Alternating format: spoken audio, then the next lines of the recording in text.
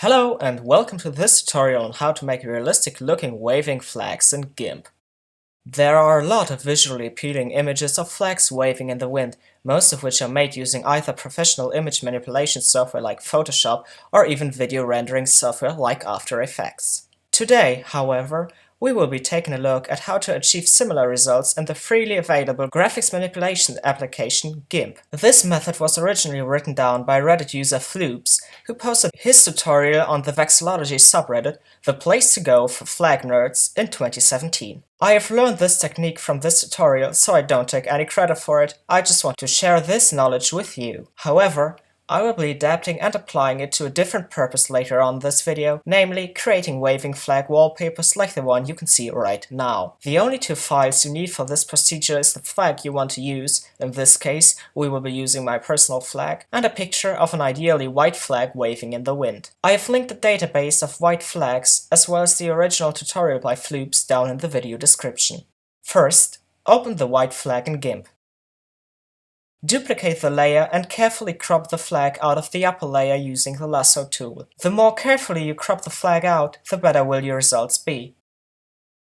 Please note that whilst my user interface is in German, since I am, well, German, I will use the correct English terms throughout this video. Either using the copy or cut and paste commands, transfer your cropped out flag onto a new canvas. Delete the default background layer and fit the canvas to the flag layer.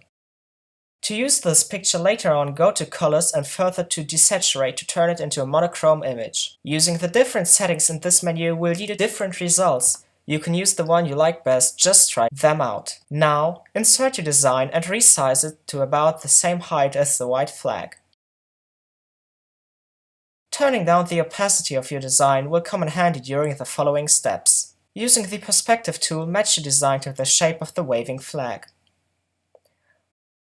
Once you're done with that, fit both layers to the size of the canvas. This is an essential step for the further process. To cover all of the flag with your design, select the alpha channel of the flag and invert the selection using Ctrl-I. Delete everything that sticks out of the flag's shape using the cut or delete commands. Then, invert the selection again and color blank areas in using the pen or paintbrush tools. To see which areas you need to color in, you can turn the flag layer invisible. If you want to, you can add a white stripe along the hoist. This, however, is purely optional and entirely up to your taste. Now it gets interesting.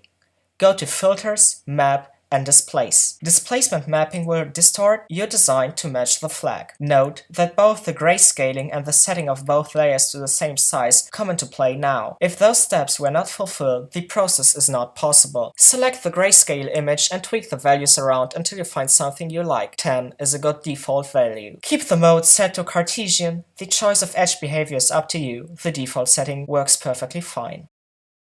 You might be thinking that something went wrong midway because of the way your flag looks now, but trust me, everything is just fine the way it is. Move the flag layer on top of the design layer and set its mode to hard light. You can use soft light as well. Try it out to see which works best for your design. The image starts to look more and more realistic, slightly overexposed nevertheless. Using colors, levels, tweak the lighting of the image around until it looks nice. Set output levels to half the initial value for a decent starting point.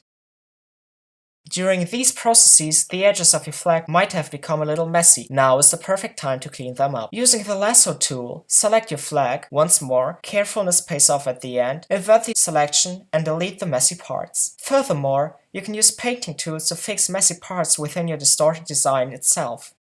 Just to have a backup, save the current file as an XCF and export the image as a PNG.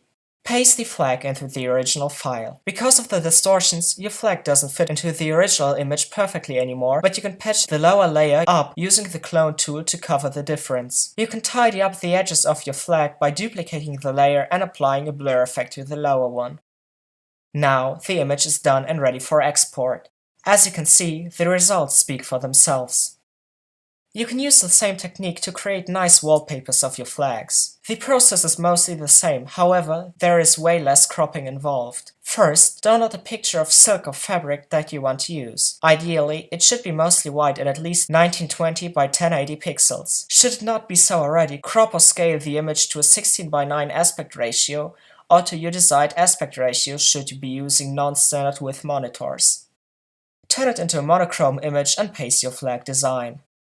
Now, using the perspective tool, edit the point of view on your flag to whatever you want it to be. I like using a slightly tilted perspective from the lower left corner. Once you're done with that, crop the layer to the size of the canvas. You can turn the lower level invisible to see gaps. Next, fill in the gaps using painting tools. Now, repeat the displacement mapping and brightness correction steps, and you should get an almost finished wallpaper. Now is the time to fix potential errors or rough spots. Once you're done with that, simply export your wallpaper and enjoy your personalized waving flag.